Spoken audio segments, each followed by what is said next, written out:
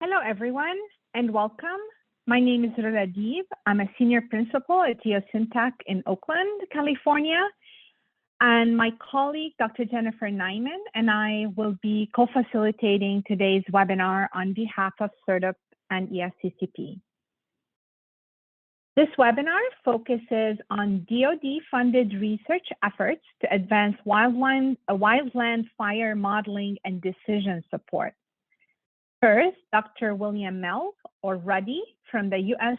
Forest Service, will discuss physics-based modeling of fire behavior and smoke for prescribed fire planning. His presentation will be followed by a brief Q&A session.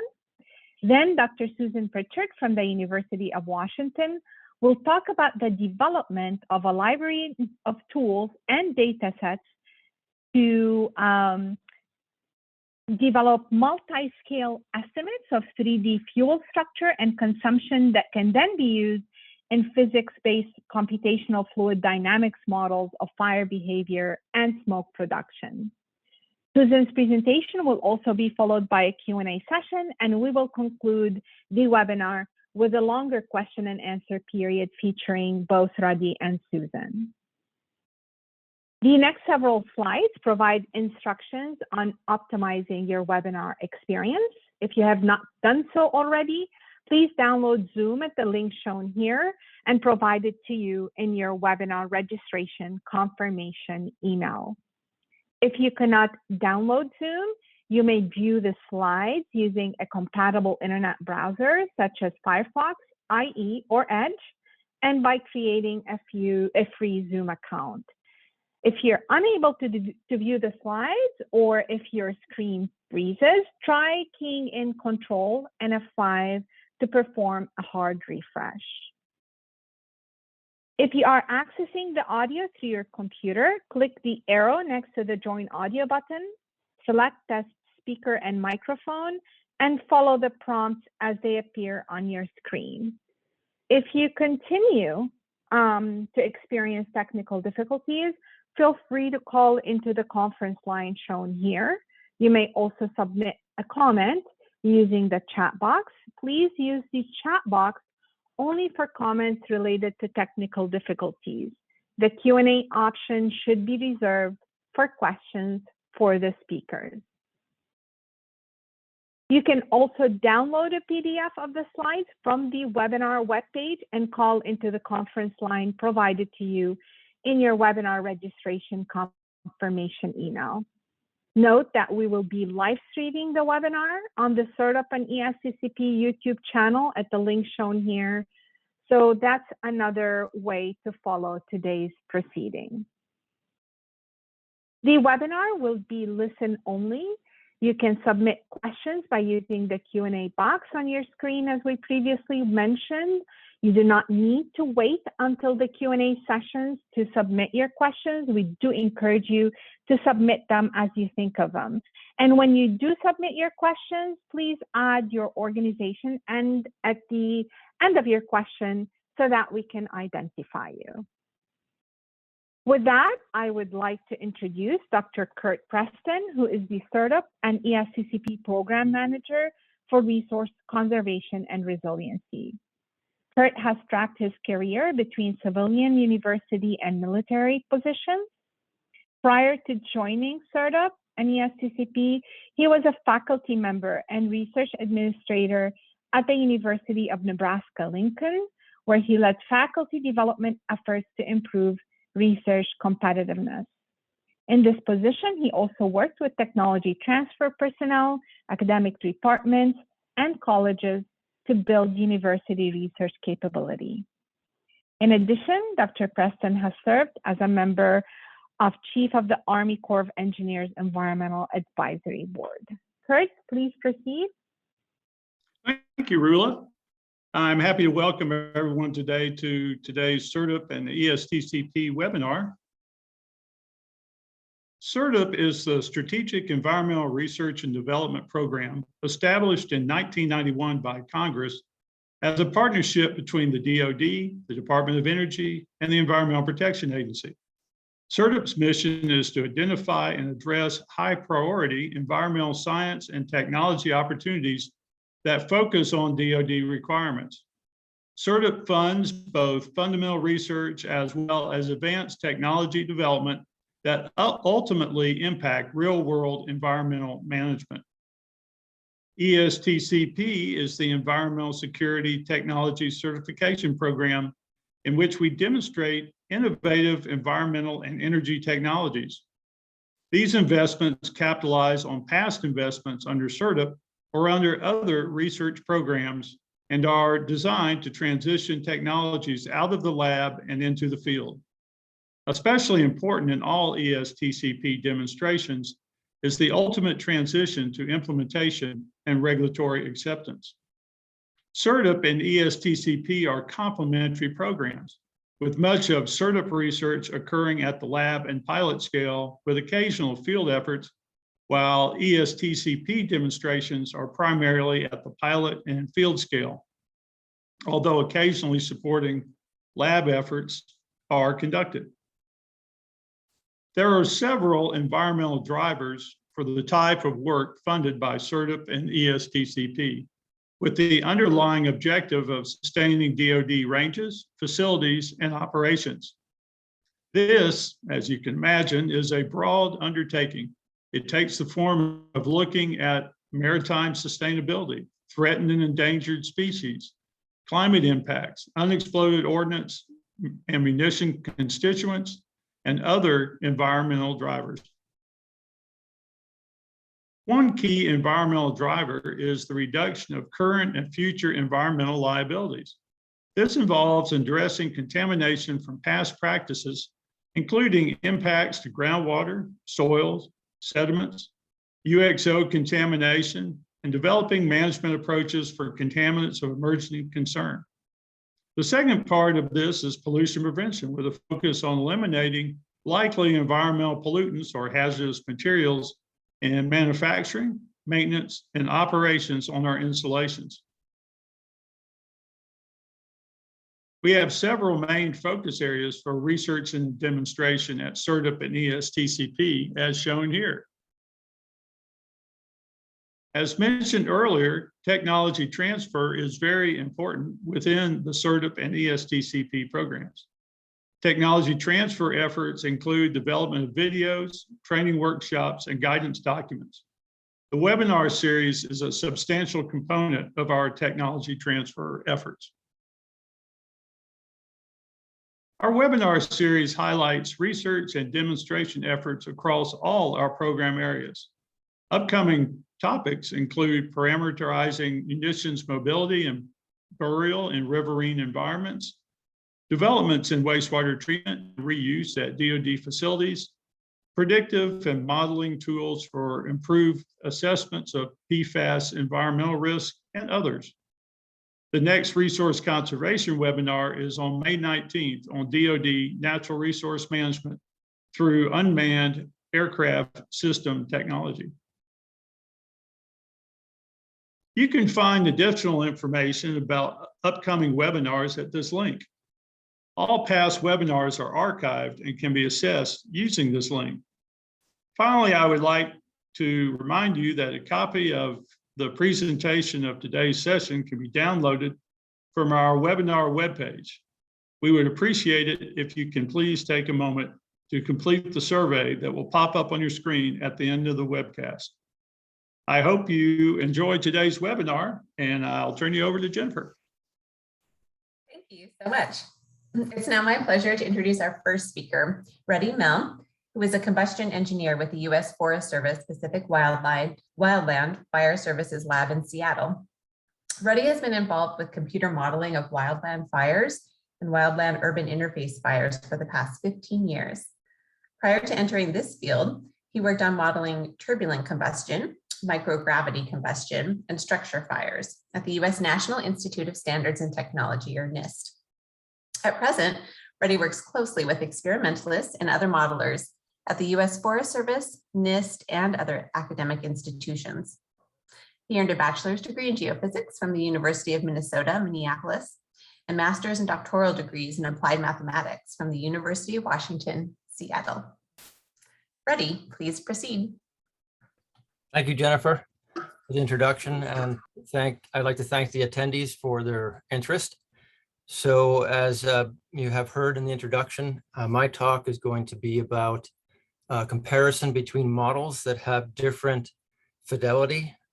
And I'll get into what I mean by fidelity in the talk. And these models are appropriate for prescribed burn planning at DoD sites, which means they need to be sufficiently capable in predicting fire behavior and smoke plume generation and smoke rise. So the main thing here is that as you decrease the physical fidelity, you lose model capability, but you gain model speed. So we're looking to see, as we do that decrease, is there a sweet spot somewhere where the models run fast enough and have sufficient capability to be useful?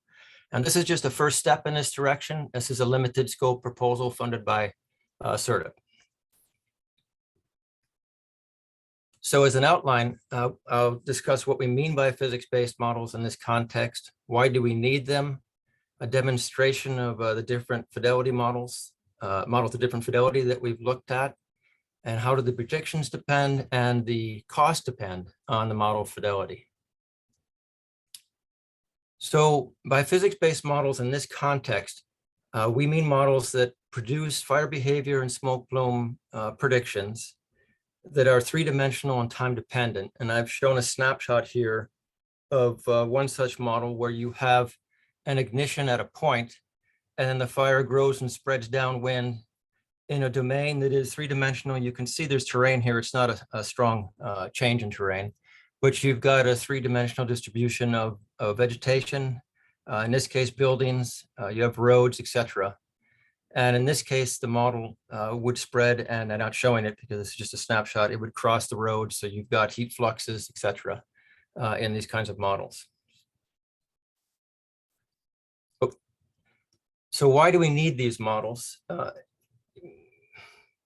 I would like to make just a summary statement in that we need these models because they have a wider range of application than empirically based models.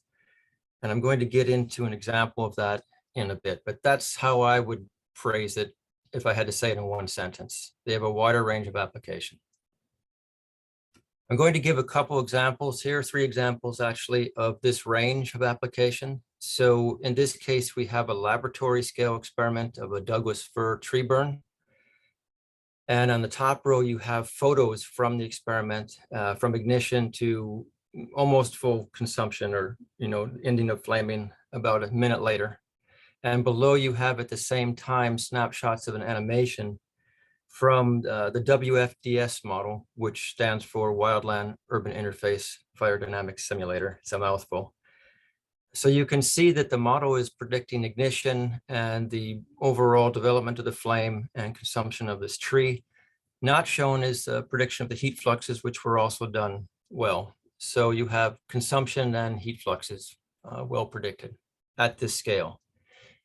If you go up in scale to a surface fire, so this is through grassland, these are experiments conducted in Australia. Yeah, I can't remember, in the 1980s or 1990s. And on the left, you have, on the top left, you have a photo from the experiment taken from a helicopter at a given time. This is a 200 by 200 meter plot. And down underneath that, you have the prediction from the WFDS model, which is recreating the shape of the fire. So the spread rate and the shape, and you also have the smoke plume. On the right here, there's a plot of the head fire spread rate versus the wind at 2 meters above the ground from 3 different models. The dashed line is the empirical model developed from the experimental data set for the head fire spread rate. The symbols, these open symbols, are from the WFDS model, and you can see there's good agreement. And then the line is from the behave model, which is based on the Rothmel model. And you can see that it diverges as the wind speed increases. It diverges from the observed spread rate. And this is because that model, the Rothmel model, was developed not for grassland fires, not based on grassland fire data, but on data mostly in the laboratory wind tunnel. So its data set of observations did not include these kinds of fires, and so you're seeing a limitation of an empirical model. On the other hand, the physics-based model was able to both simulate this scenario, which is raised fuel, and this scenario, which is surface fuel. So you can see the dynamic range that it has, a range of applicability. So the final example, and this is just model results only, is for a smoke plume. This is a model called Aloft. And we have smoke plumes that are created by stationary fires. One is producing in the model orange particles, the other is blue. And we do a number of simulations where we separate these fires more and more downwind from each other. And we look at the overall plume rise as a function of that separation. That's shown here on the right. So you have plume rise along the vertical axis and then separation of these burners on the horizontal axis. You can see when the fires are together, you have this rise almost 700 meters. Then as they separate, the overall plume rise actually increases through the interaction of the plume and then decreases as these fires are essentially isolated from each other.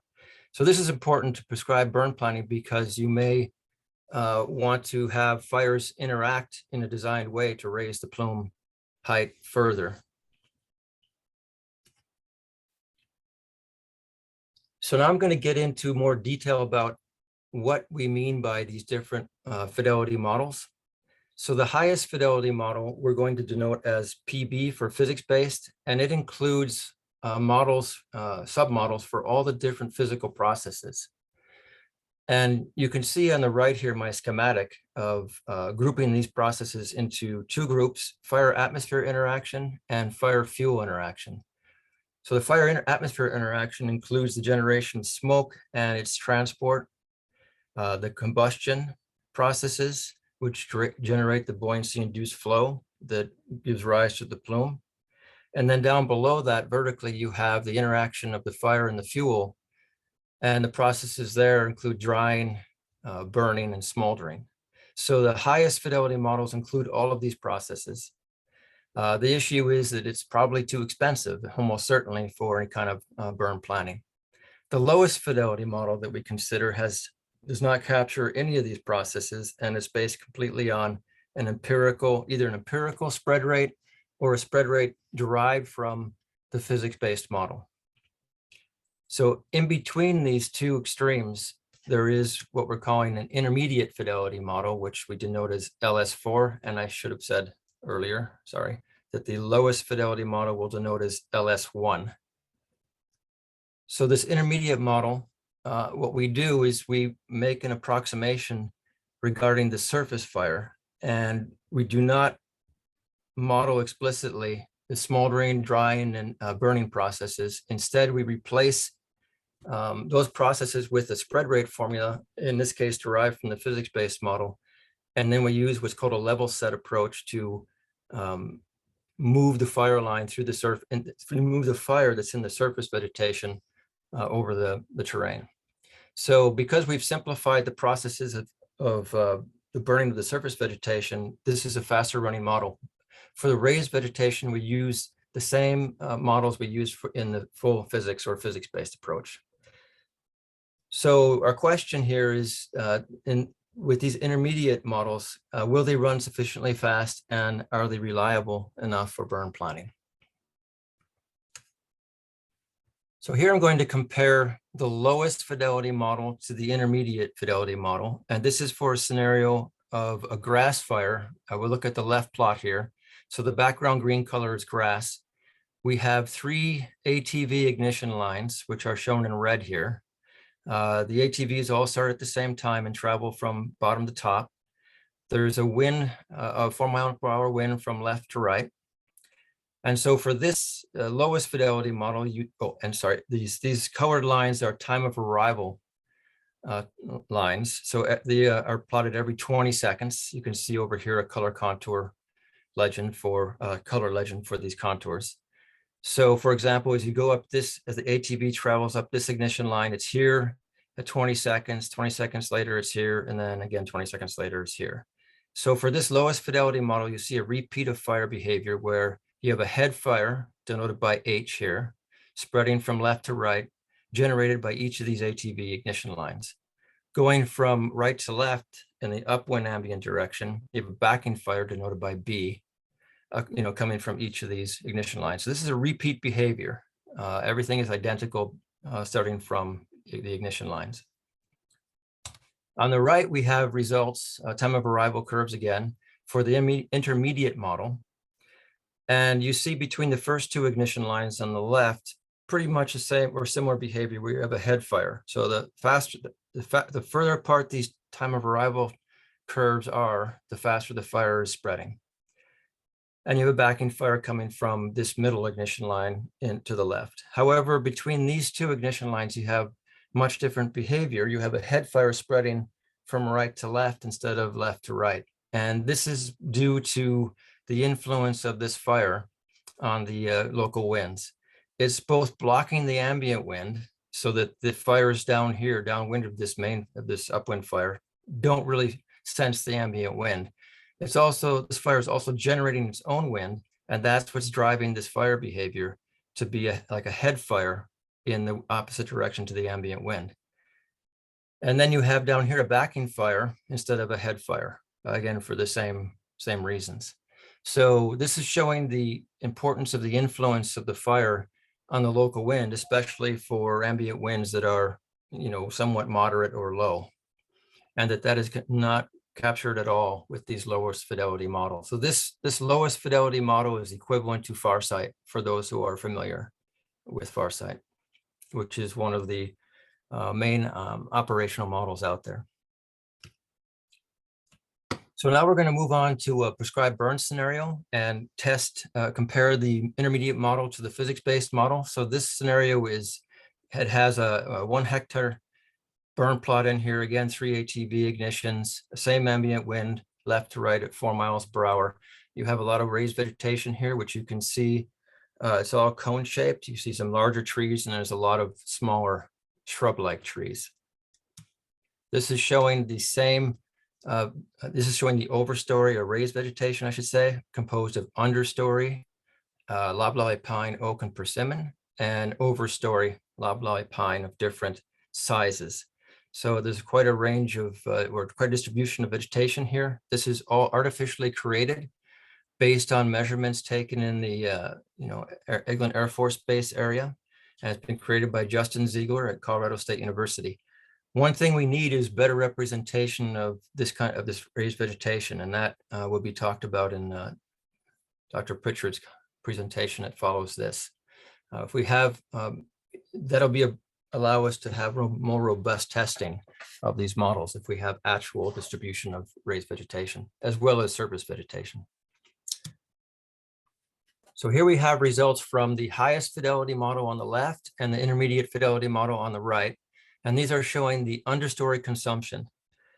The highest fidelity model is run at a much higher resolution spatially. It's at 10 inches horizontally and 3 inches vertically along the vertical height that encompasses the understory.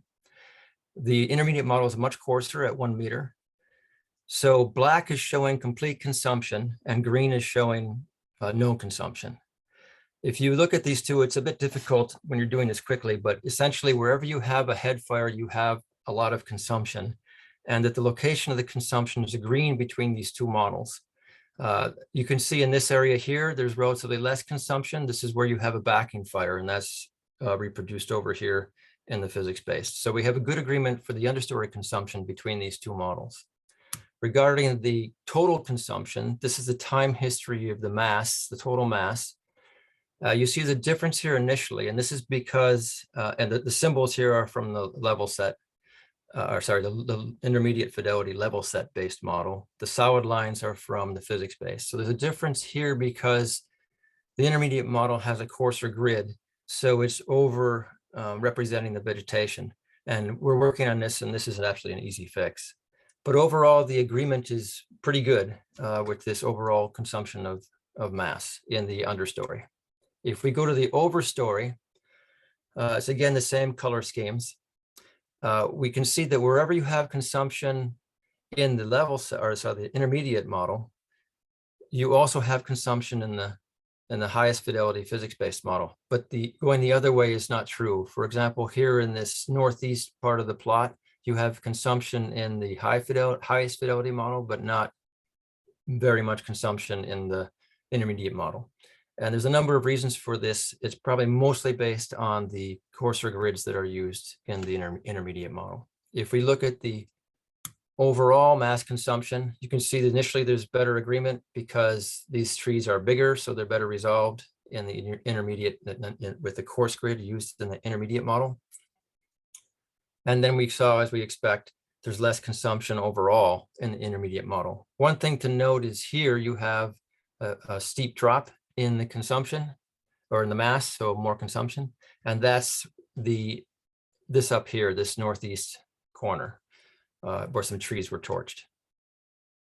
If we look at the smoke plume and what drives that, that is driven by what is by the mass loss rate, which then drives what's called the heat release rate. And in this scenario that we've been looking at, there's most of the mass is actually in the grass. So the mass loss rate is driven by the grass, and we can test that in the model by actually turning off the burning of the raised vegetation. So we do not allow the understory or overstory to burn.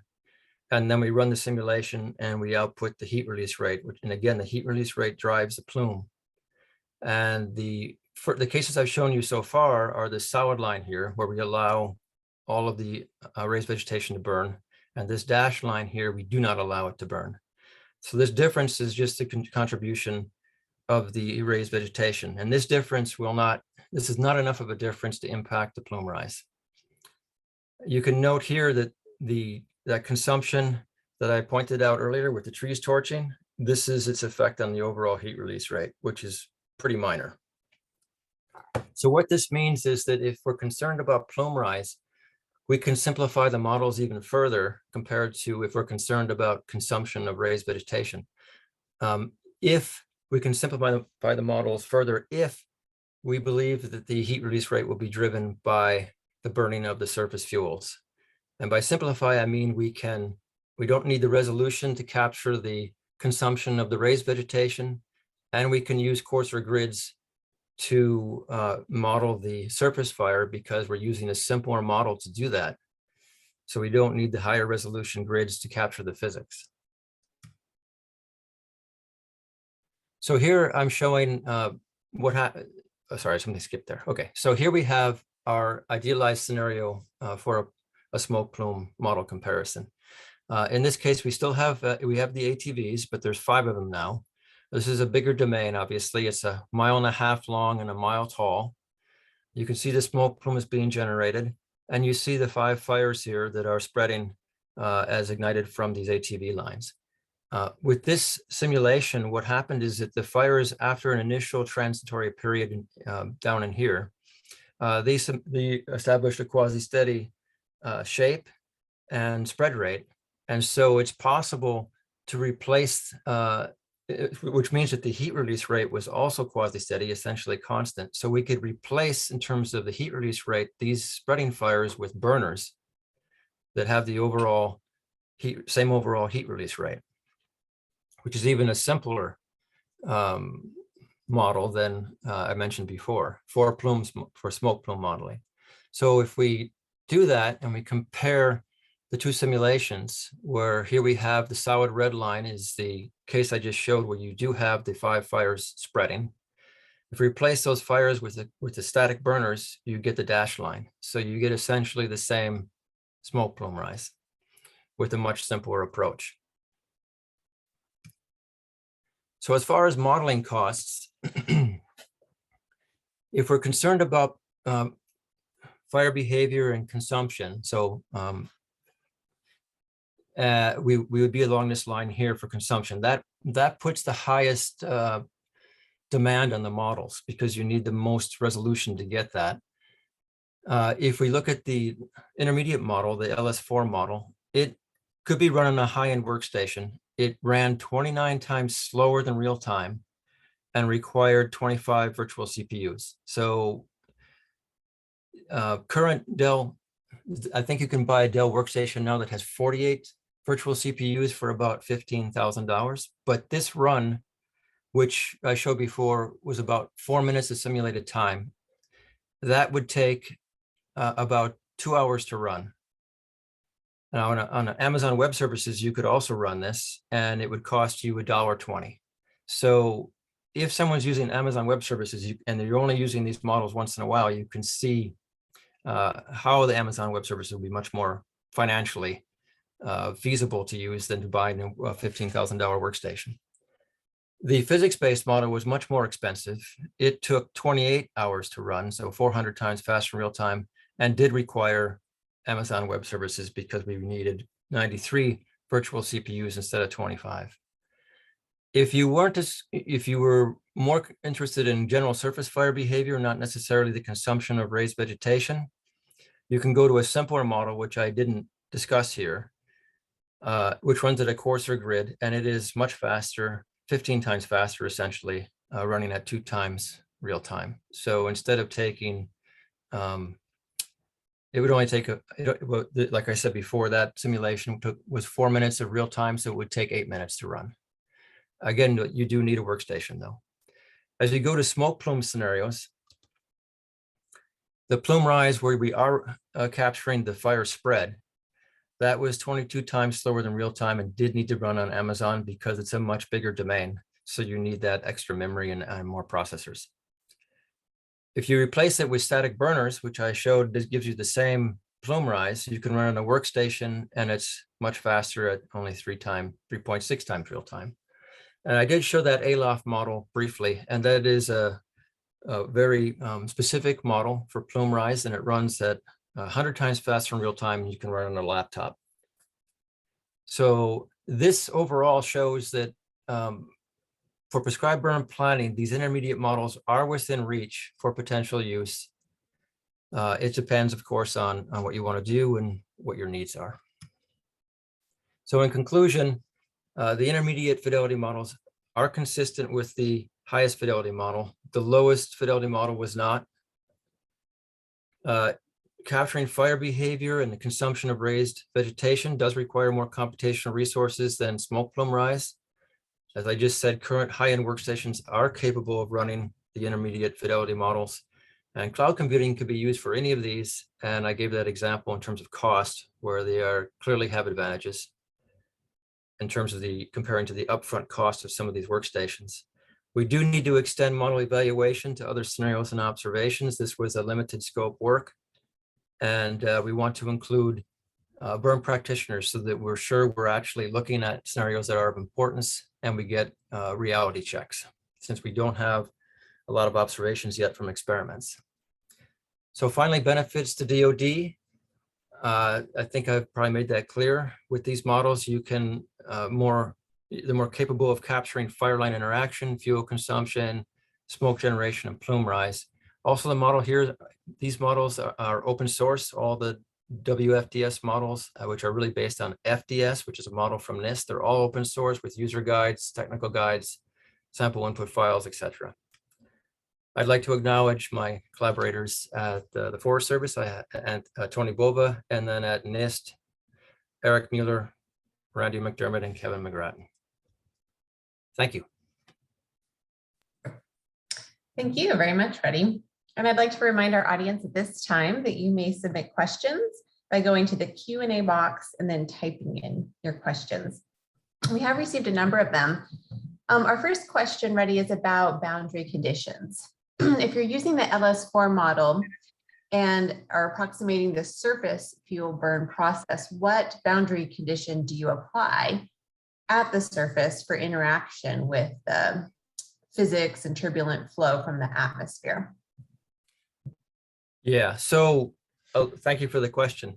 So there's two main things to be concerned about. There's the drag of the vegetation. So we have a drag model in there that was tested against the full physics-based model. So that drag model allows for the drag to change as the vegetation is consumed, the surface vegetation.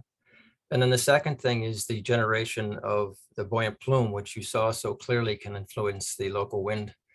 And that is completely consistent with the physics-based. We have and we tested it against, I didn't show it, but we tested the intermediate model against the physics-based for that Australian grassland fire experiment. And we reproduced the spread rate and the base of the fire depth. And if you get the base of the fire and the fire depth correct, you get the heat release rate correct. I mean, correct in the sense that it matches reality. And then you get a plume rise that will be consistent, and the local fire generated winds will be consistent. So I hope that answered the question. Okay. Thank you very much. The next question is about embers. Do any of these models include embers? So yes, the model is WFDS, but these results are about a year old, basically. That this project started 2 or 3 years ago. And that WFDS model is now essentially completely in FDS from NIST. And FDS has the capability of generating and transporting firebrands or embers.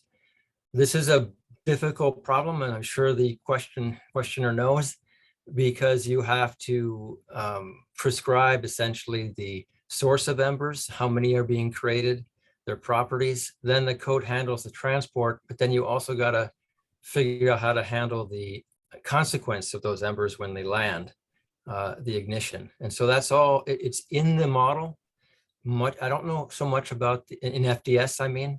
I'm not so sure about the final phase, about the ignition. That's something you can ask me on email if you want, or we can figure it out. But yes, there is a capability there. Okay, great, thanks. Next, what about forecasting a spreading wildfire? Is that possible? Is it going to be possible in the near term with intermediate fidelity models? And would that be helpful for fire management operations? So I think the main thing between what I've shown now and, if I understand correctly, wildfire in the question is the scale, the overall scale. It would be, many kilometers or miles. And then the winds probably be much higher. And there may be a much more variety of vegetation. So the level set based models can be run at landscape scale. The problem with this is that it requires a simple model for the spread rate. And what I showed here was I just had to create a model from a simple model from the physics-based model for grass. Pretty simple. Right now in FDS and WFDS, you can run the level set model, any of them, the simple or the intermediate, using the Rothermel spread rate. So that can be done now. And there's a program called QGIS to FDS, where 2 is a number there, which will create input files for landscape scale simulations using FDS. And it uses land fire data and the 13 fuel models from long ago. So this is just a first step at trying to use these models at a landscape scale, because there are inconsistencies when you use the Rothermel model, which is in obviously land fire, in a coupled fire atmosphere simulation. So again, yeah, the capability is there. Whether it's going to be useful for fire planning, that is something that we are very interested, or for fire, operations, we are very interested in looking at. And we hope if our follow-on project is funded, we will work much more with operational people to figure out if this will be of use to them. So the capabilities again are there. Whether they'll be useful, we don't know yet. Got it. Thank you. Next, we're talking about the WFDS simulation for the prescribed burn scenario. And you talked about the wind condition coming into the domain. Does WFDS only accept uniform inflow into the domain? And how is the effect of background turbulent flow considered? Sorry, Jennifer, could you repeat just the last couple sentences? I unfortunately had a phone ring here and I didn't hear it. Yeah, no problem. The last part was, how is background atmospheric turbulent flow considered? Okay, so with this simulation, and I'm going to talk about FDS because we really are moving to FDS. You can prescribe the lapse rate of the atmosphere, and you can prescribe the vertical flow of the atmosphere. There were models in the past where we where the synthetic eddy method was implemented so that the user could prescribe some turbulence characteristics of the flow. That's really not there anymore in the code. So normally what we do is run a ramp up time. We run the code over a ramp up time to develop the turbulence. Now, these are not atmospheric codes. It's not an atmospheric code. So you would have to couple it in some way if you wanted to go into even bigger scale to some kind of atmospheric code. And there's been talk about that for years, but it really hasn't happened yet. So it's largely, again, the thing to be aware of is the fire really depends on the local winds to the fire. So yes, there are larger atmospheric things happening, but what the fire really depends on is what's happening local. And if you have a large fire, it is going to be dominated those local winds. So to some degree, you can prescribe a range of larger scale conditions that would incorporate what you're interested in, and you'll get results that you can work with. I hope that makes sense. Yes, thank you. Next, you showed that there wasn't a lot of effect on the HRR from above ground consumption of live fuel. Can you explain why you think that is true? So again, this is just for this case, right? I don't know, I guess I can't go back in the slides. I don't seem to have control. So if we look at, bearing in mind that it's just for this case, what we did is we ran a simulation where we allowed all that raised vegetation to consume, if of course it was the conditions were right within the modeling framework. And then we reran it where they did not consume at all. And then we could, and I didn't show it, but then we could compare the plumes. So I could look at the plume height, and it made no difference for that simulation. So yeah, that was it right there. Okay, yeah. So this difference is due completely to the raised vegetation burning here and not burning here. And I'm not showing it, but if we create plots, if you go ahead a couple slides, one more. Yeah, if we create plots like, like this, there'd be even less difference than you're seeing here between the simulations where we allowed the raised vegetation to burn versus not burn. So that's why you can get away with coarser grids, because you need the finer grids to get the raised vegetation consumption, but not necessarily the surface fire vegetation. But if you want to look at fire effects and consumption, you do have to have the finer grids. Okay, thank you. We have two more questions before we move on to the next speaker. Could you please summarize what, in your view, are the most important observational comparisons that need to be made for the models? Okay, yeah, great question. For prescribed burn planning, right? I think if I understand correctly, and this is where it's so important to be in the future, we want to be more connected to the prescribed burn practitioners. I think the things that are of importance are consumption as a result of the local fire behavior, local to whatever it is you either want to have consumed or don't want to have consumed, and plume rise.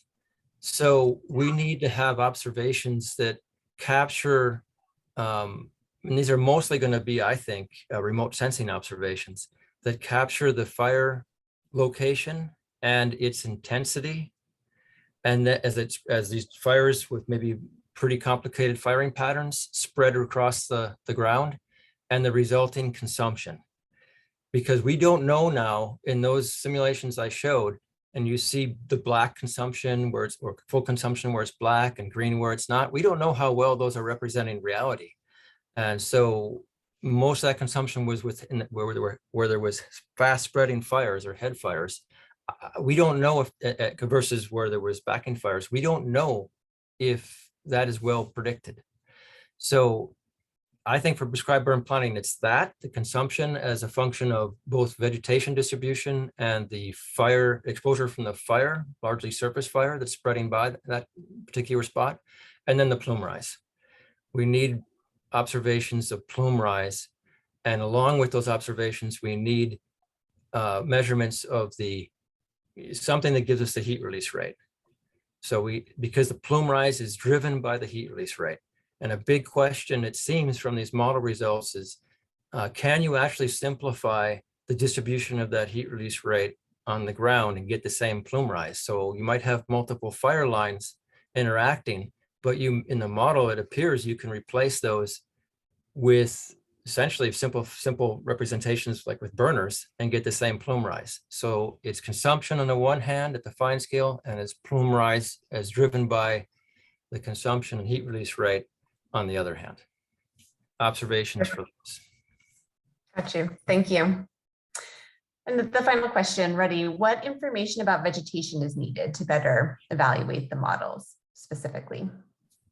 For vegetation, we are doing some simulations against and comparing to laboratory experiments, and we are finding that, again, if you're concerned about the fine scale consumption, we do need to know more about the structure of the vegetation itself, not only what it is, but where it is, because the flow through a tree or a bush is dependent upon the void spaces in that bush as much as it is on where you've got vegetation, and the resulting consumption can depend on that, So right now we really have very little information based on reality about the distribution of vegetation in, a tree or in a shrub, for example. The other thing we need to know in a stand scale, for example, is the distribution of surface vegetation as well as the raised vegetation. And the simulations I showed here was grass everywhere, which is unrealistic. You're not gonna have grass under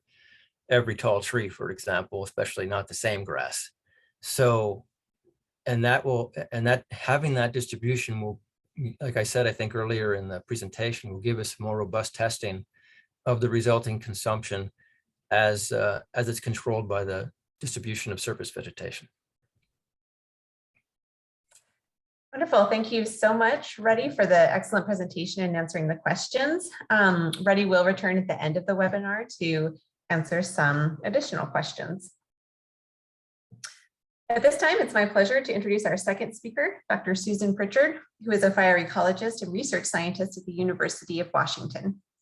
Susan's main research interests include the effects of fire, climate change, and other disturbances on forest ecosystems, as well as fuel treatment options to mitigate fire severity and smoke impacts in dry forests. Having lived through record-setting wildfire seasons, Susan focuses on applied research questions that inform adaptive management practices in response to climate change. She received her bachelor's degree from the Evergreen State College in Olympia, Washington, and her master's and doctoral degrees in ecosystem science from the University of Washington in Seattle. Susan, please proceed. Thanks for having me. It's great to be following up with Reddy's excellent presentation.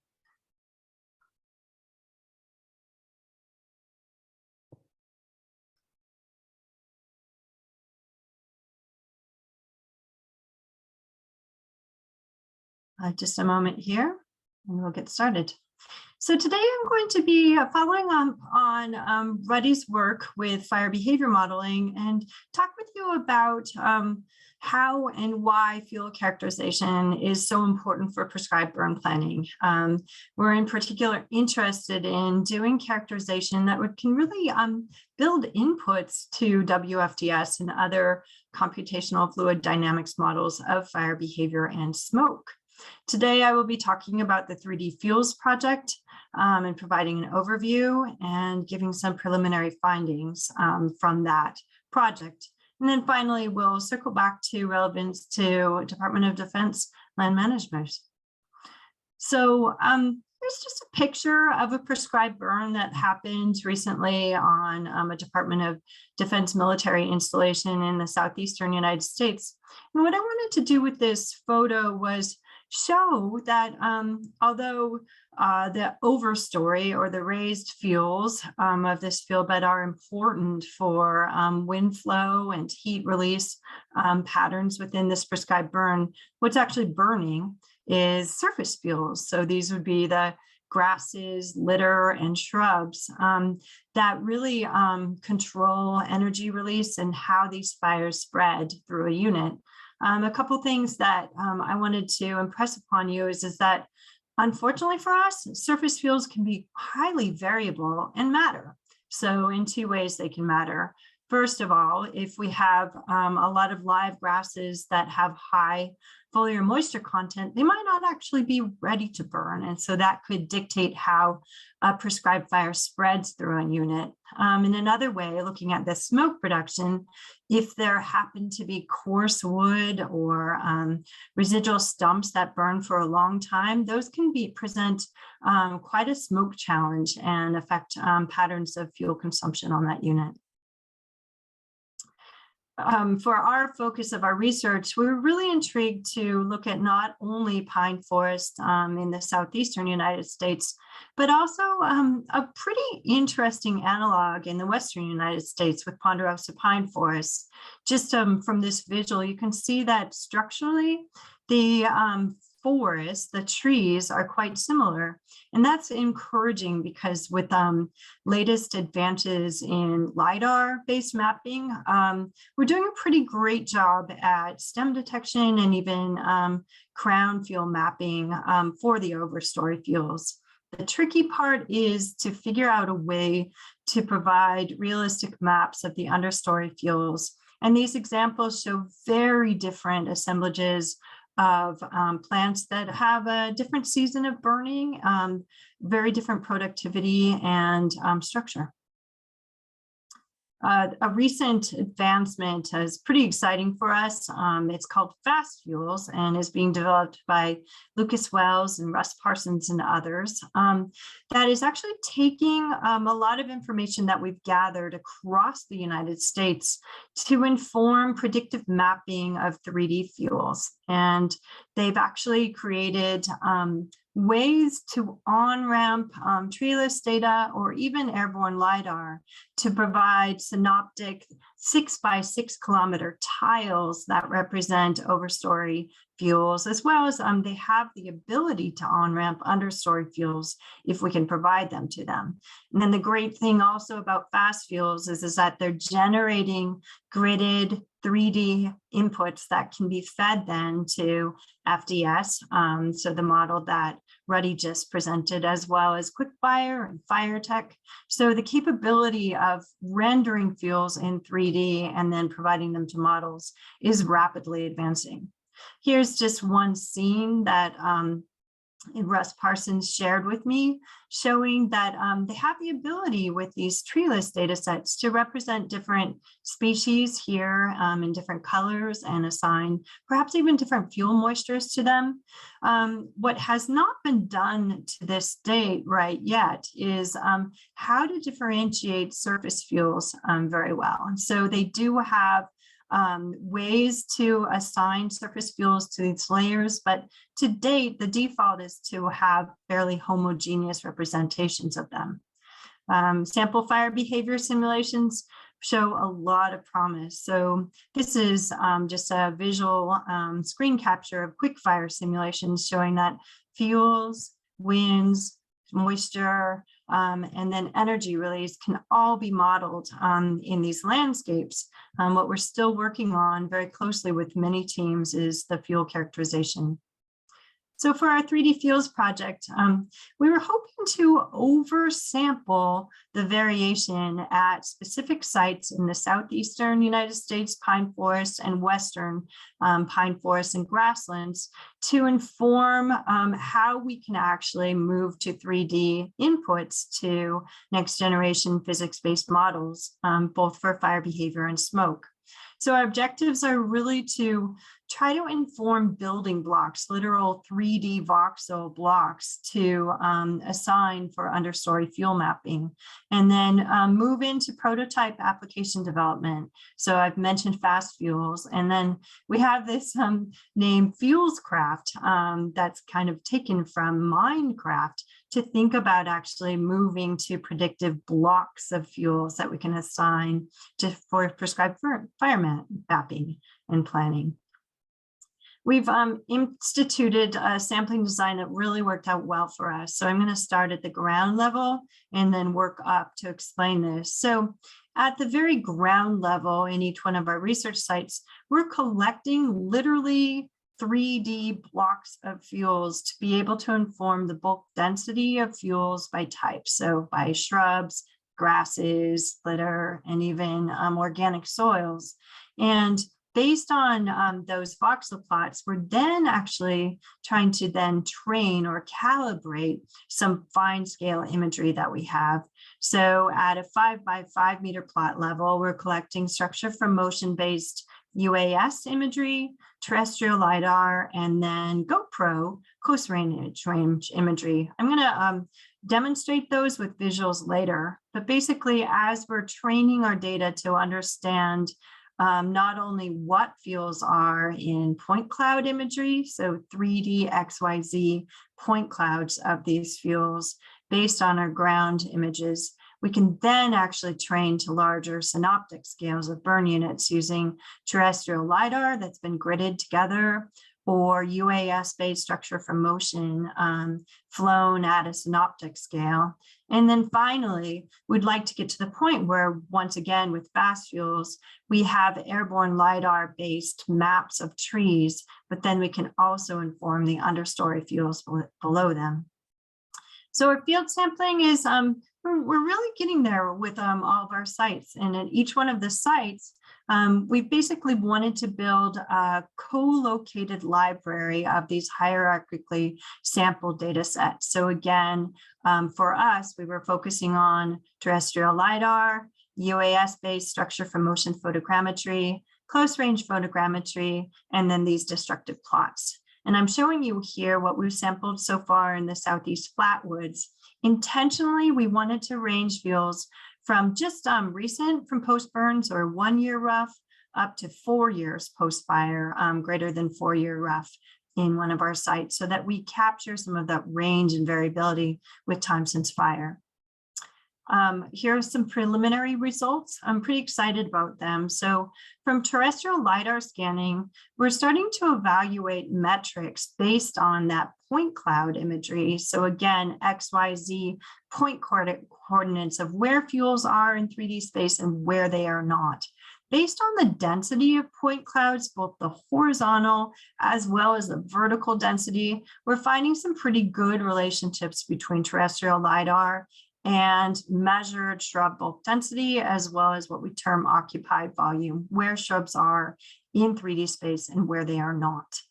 Similarly, with litter fuels, we're finding some pretty great relationships between point cloud densities where there's a lot of litter on the ground versus where there's not so much. So blue would be not so much, and some pretty tight relationships with litter biomass. We do know that for a lot of these really complex, dense understories, even terrestrial LiDAR might not be able to penetrate well. And so for common shrub species, we've been working with a PhD student named Michelle Bester to develop actually structural models of common shrubs so that we can hopefully fill in where occlusion is making it really difficult to sense those fuels. And so Michelle and others have been working on doing some really intense scanning of individual shrubs within our 3D Fields project, and then fitting them with mathematical models called cylinder fitting to then create a representation of shrubs that's kind of archetypal. So if we sense that there are shrubs in a fuel bed, we can actually use these relationships to start predicting their biomass.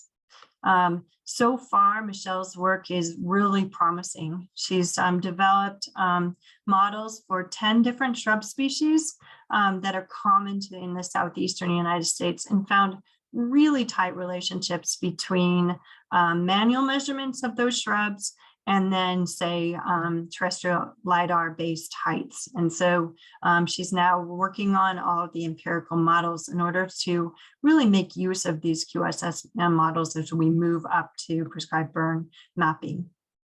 Another innovation that we've been looking at is that it stems from the fact that terrestrial LiDAR is expensive. The sensors are expensive, as well as the analysis. And so we've been evaluating what we're terming close range photogrammetry as another way for hopefully managers to get out to units and do their own really inexpensive videos. There are also partisan issues, and that's not something we feel is appropriate. I'm just going to pause there. Thank you. And so using this GoPro-derived photogrammetry, we've been wondering how well it performs relative to what we term a gold standard, which is terrestrial LiDAR scanning. So far, these models are working very well. This work is actually being done by Gina Kova, who's a PhD student as well within our project.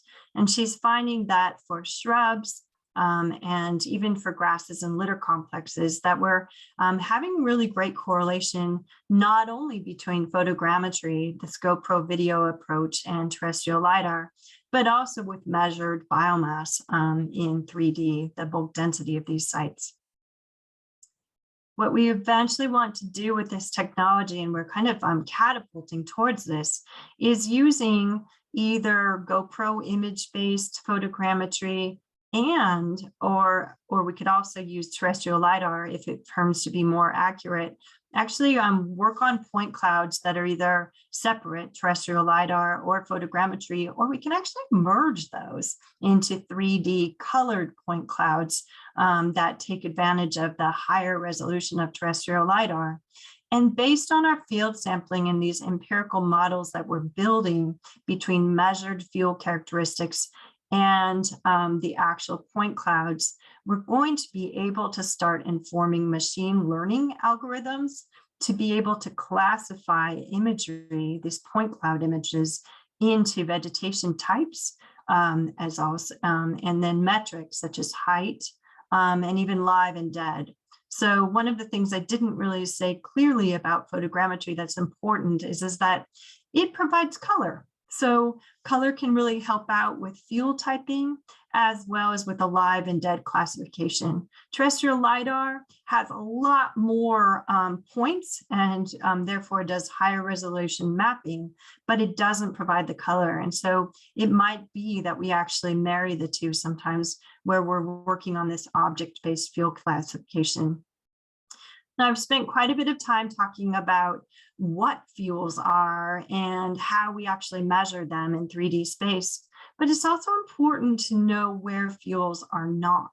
And so we have some metrics that we're evaluating with this study to help understand and map where fuels are not. If we could imagine a surface fire running through this forest, these gaps between the surface fuels and the crown fuels are really important because we're very unlikely to see a fire transition into the canopy here. So for fire behavior modeling, this lacunarity of these big gaps in fuels are very important.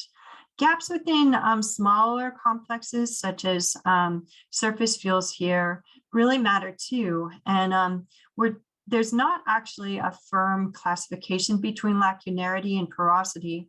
Porosity matters in how much oxygen or airflow can actually penetrate into these fuels, and that also matters for fire behavior. An example of the opposite would be organic soils that are deeply compacted and burn smoldering as a smoldering combustion. So our eventual goal is to not just inform how we sample every single unit for prescribed burn modeling, but also to build predictive models of what could be there based on the forest type and maybe even airborne LiDAR mapping of the trees.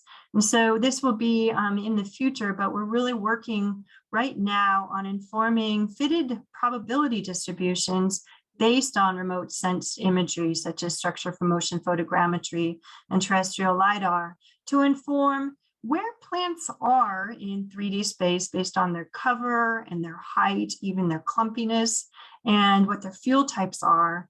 And with machine learning algorithms in artificial intelligence, supercomputing, start being able to predictively inform actually synthetic animations or synthetic representations of these fuels where we don't have the time or maybe expense money to go in and do all that hard field work to know exactly what is there in a site. So our vision for this is fuelscraft. And so this would take a lot of the detailed field observations that we're right now collecting with the 3D fuels, and then use machine learning with animation techniques to build synthetic fuel beds. This is pretty exciting because we're really thinking that these are on-ramps to fast fuels. So not only will we have 3D representations within fast fuels of tree canopies, but also the understories. This has huge implications for mapping. I think we can do a much better job based on fitted probability distributions of known fuels to get to better mapping of potential problem fuels, such as wetland areas that have deep organic soils, or perhaps just a better job of doing carbon accounting, knowing what likely fuels are there, and then mapping those for decision support.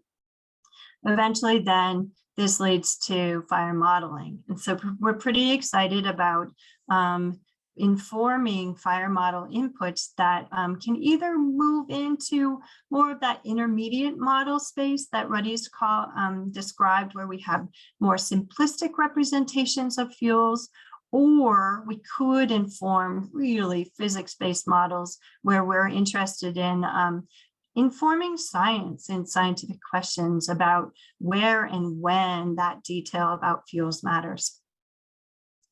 So to date, we've developed a number of test data sets, and I think that this is a really important slide to share, that we're building a library of these co-located understory and overstory fuel beds that have really good tagging of not only fuel types, but also measured biomass of these fuel types, so that then we can translate our point cloud data sets as well as field data sets in a very organized fashion for machine learning. So for instance, I've been in good conversations with Kevin Hires about future collaborations with the Wi-Fi team as one example of being able to provide training data sets to be able to better classify remotely sensed imagery in a way that we're not really that good at so far, but we hope to become better through these evaluation data sets and working with supercomputers. So far in the Southeast forest, we have 5 main sites that have been sampled by the 3D Fuels team. And what we're planning on doing is having all of these data sets available in what we have as the open science framework. And so each site will be well documented. We will have the hierarchical sampling schema within them so that people can actually then access both the point cloud imagery and the calibration field data for each of these sites. Similarly, we've developed the same structure within Western forests and have sampled at Los Alamos National Laboratories, as well as 3 additional ponderosa pine forests. Again, with the Western forest, we're ranging the understory fuels from pretty sparse fuels, for instance, in Saikan forest, to much more dense fuels such as lubric. So coming to conclusions, we're trying to catch up. Fire and smoke modeling are quickly advancing, and it's pretty exciting to be able to learn what Ruddy and colleagues have been working on with their rapid response proposal and work. The next generation models that we're trying to inform require 3D inputs. We can either do those in pretty simple manner, sometimes where we're really needing more rapid computations, or we can inform fully physics-based solutions. Although airborne LiDAR is making canopy fuel characterization much easier, surface fuels are challenging. We have a hard time actually using airborne data sets to really see sometimes the understory. And so we need to move into more predictive methods of that. Critical advances to prescribe fire science and management really depend on it, because as Ruddy really clearly pointed out, understory fuels often drive fire behavior and smoke reduction in these prescribed fires. So my final slide before I get to acknowledgements is the benefits to Department of Defense. Prescribed fire is really a common management tool on DoD lands in the southeastern United States. I would also say that Department of Defense is a leader in prescribed fire science. So it's really an honor to work with DoD installations on this project. Our project, the 3D Fuels project, is hoping to advance prescribed fire science and contribute to, when we do need really detailed fuel mapping, ways to do that. So we're hoping to improve ways and techniques to characterize and model fuels. These could inform safer and more effective windows for prescribed burning. And certainly our detailed maps of fuels will also improve capabilities in smoke prediction. So to acknowledge, we have a really large team, and it's just been fun to work with these co-Is on this project. We certainly wouldn't have such a great design or robust data sets without all these team members. And I wanted to also acknowledge that many of my slides actually came from our graduate students. It's been important for us to use this project to really make sure that our graduate students are full-fledged team members and get a lot of recognition for their work. If you want to learn more about our 3D Fuels project, please feel free to visit our project website. Thank you. Thank you so much, Susan. I'd like to remind our audience at this time that you can ask questions to Susan by typing them into the Q&A box. So first, Susan, you mentioned that photogrammetry has the advantage of including color. Are you talking about RGB color, or are you including multispectral or hyperspectral imagery? I am so glad for that question. In our project, we decided to just stick with RGB, but hyperspectral would be very interesting. We're definitely keen to advance our characterization to include more condition. So if there are ways to actually include remote sensing to inform fuel moisture, that would be great. And sometimes hyperspectral can also really help with that fuel typing as well. What are some of the limitations to terrestrial LiDAR scanning and photogrammetry methods? What types of fuels do they measure well, and what types do they not? One of the main challenges with remote sensing is that even with terrestrial LiDAR that has the ability to penetrate into shrubs and grass fuel complexes, there's still the issue of occlusion. And so two of the fuel types that really matter a lot for smoke that are not sensed well, even with terrestrial LiDAR, are deep litter fuel beds, as well as organic soil or duft. So this would be partially to fully decomposed litter. That's a problem because we cannot promise that we're making huge advancements in characterizing those important fuel beds, even though they pack a punch. If prescribed burning actually does burn into dense litter or organic soil layers, they can produce not only a lot of smoke, but long duration smoke. So unfortunately, the punchline there is that we're going to still need a lot of field sampling, measuring depth and cover of those layers to better inform modeling. Thank you, Susan. And a big question, how much variability in understory fuels is important to capture for improved fire behavior modeling? So Ruddy could certainly jump into this too, because he's coached me on this. But if we're talking about actually a freely running wind-driven wildfire that has quite a bit of energy behind it and high flame lengths, then a lot of the variability in understory fuels doesn't matter very much. The fire, not only through ember casting or spotting, but also just through all that energy release, would transcend the variability of those surface fuels. Inconveniently for us, those are not the conditions we often do our prescribed burning under. So prescribed burning is done for safer prescriptions for both weather as well as smoke. And so some of that fine scaled variability matters even on a meter scale if we can actually get modeling to run for decision support. So we're trying to kind of answer that question right now through scaling our 3D fields into different sizes of voxels, so 3-dimensional pixels, and then testing the effective resolution of surface field variability on model predictions. Great. Next, do you think that this modeling could alter how fire danger ratings are currently modeled? I do. I'm trying to think about a really good example to share with this, but one of the things that I've worried about with our reliance on mapping tools for decision support to date is that oftentimes we're relying on 30-meter pixels of what we think the forest vegetation is, and then even a further abstraction of what the understory fields are.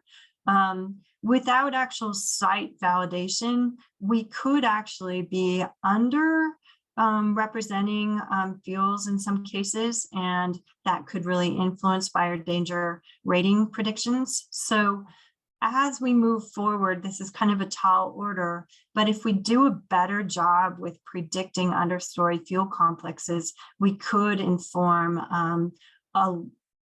risk in a much more nuanced way. Got it. Thank you. At this time, we would like to bring Ruddy back on the line. We have several questions that are relevant to both of our speakers today. So first, Ruddy, we wanted to ask you what the next steps are in model development, evaluation, and distribution. Okay, thank you. So for us, the goal here is to provide to burn practitioners models that are usable and useful. So you can have a model that you can use, for example, like basically what they have now, but are they going to be useful for all of the different scenarios that they're concerned about? And so what we want to do, and this is what we propose to do in a follow-on study, which is to work with burn practitioners. That's the long and short of it, to both define the scenarios that are interesting to them and important to them when they do design their prescribed burns, but also after we run those simulations to have them assess how well they're reproducing the behavior, fire behavior and smoke plume generation behavior they would expect to see based on their experience. So to do that, we're pretty well set in terms of the models are ready to go. And so I think a lot of the development will occur as we interact with the burn practitioners, because I have no doubt we're going to see that the model is not behaving in a way that is either consistent with what they have observed, or it's not able to do something at this point that is, again, useful for their application. Because we have used AWS so much in this project, both because it's cheaper, but also because we wanted to assess its use, I think that that will be something that we would be asking burn practitioners about. Would they be willing to use that kind of platform rather than buying their own workstations? Because that may be difficult to do. As I mentioned, those workstations can be $15,000, whereas you can run some of these cases for under $10. So those are the kind of things we'll be looking at, but it all, I really think, all hinges on a good relationship with burn practitioners. Thank you, Ruddy. And Susan, you talked about that same topic, and you also discussed some of the next steps. Susan, could you clarify the time frame, how long it might take also for the tools to be operational? Right. So I think we're going to need to go in stages, but right now we're doing a pretty good job with some basic relationships between terrestrial LiDAR and photogrammetry. So I think our first step that can be delivered to demonstration sites, at least within DoD installations, is a way to actually classify point cloud imagery into mapped surface fuels. I think what will take longer, in the scale of like 3 to 5 years, is to move into more of that animation work so that we can actually create these synthetic fuel beds that are based on predicted distributions of fuels. So the height, the cover, the patterning of understory fuels by type based on what we've already collected so far. And the key to that actually is to build this expandable library of fuels that feed into machine learning and to develop strong partnerships with folks that are doing that work. Wonderful, thank you. And next to Susan, would you please summarize some potential advantages to moving to improved models of fire behavior and smoke? You bet. So right now, I will just say that a lot of our prescribed fire managers are excellent on the ground. And so they already, it's kind of fun to think about Ruddy and myself working more on the ground with prescribed fire managers because they are aware about how to game on live fuel moistures for grasses to either fence out a prescribed fire or make sure that the prescribed fire is conducive. So some of this nuance that we're trying to work on with the modeling and field characterization is to kind of catch up with a lot of on the ground knowledge. But we really need to get to the point where we're using models such as what Ruddy presented for integrated purposes. Ruddy mentioned the Rothermill fire spread model. It's being used quite a bit right now, but it's very much reliant on assumptions of homogeneous surface fuels and has a lot of limitations. And so Ruddy mentioned at the beginning of his presentation that one-liner that these next generation models actually are capable of doing a lot more. And so we're trying to inform field characterization to then lead into models such as FDS that can not only predict fire behavior, but also smoke and inform duration of burning that has everything to do with fuel consumption and fire effects. Wonderful, thank you, Susan. And Ruddy, would you like to add anything about summarizing the potential advantages of the improved models of fire behavior?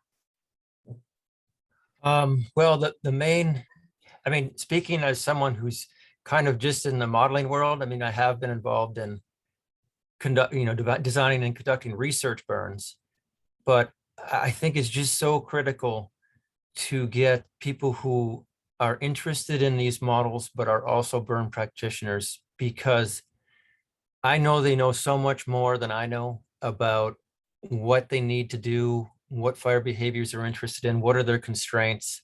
So we have, and it's not just FDS, there are other models out there, which Susan mentioned, quick fire, and there's even others, I mean, around the world. And if we could get the operational people involved to help us test these models in a way that helps them, because maybe it's just not ready yet, but we don't know. And there's two main challenges. There's evaluating the models in a way that's useful for the burn practitioners to decide if they want them. And then there's actually helping them learn how to use them eventually. Those are two. The second one is not an insignificant challenge because it involves training. It involves to some degree a different mindset because these models do different things than the established operational models, which are basically 50 years old. So it's a challenge. There's a lot of opportunity, but there's also a challenge. That would be what I'd like to kind of close with. Perfect. And I would like to thank both of our speakers on behalf of the audience. Susan and Ruddy, thank you for the excellent presentations and for addressing the questions. Thank you. Thank you. And you're welcome. Our next webinar in this series will be on March 24th. It will be on munitions mobility, and burial in riverine environments.